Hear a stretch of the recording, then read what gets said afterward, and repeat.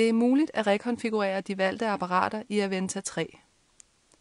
Gå til menuen Vælg og klik på Skift til-knappen.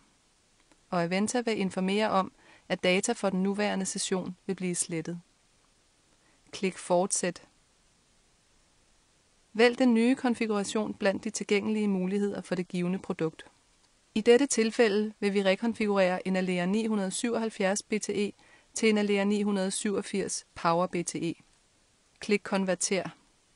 Mens Aventa 3 rekonfigurerer, er du desuden nødt til at fjerne filteret fra hooken for at få det korrekte output og den korrekte forstærkning for en Power BTE.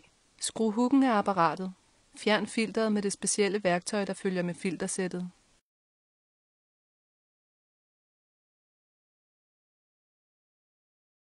Skru derefter hooken på igen. Når rekonfigureringen er lykkedes, klik OK.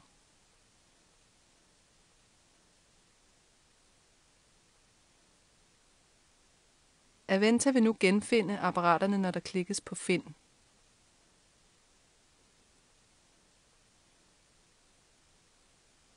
Du skal nu tildele højre og venstre apparat igen.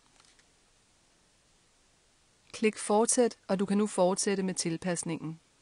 Når BTE-konfiguration skiftes, husk da at bruge det korrekte hook-system.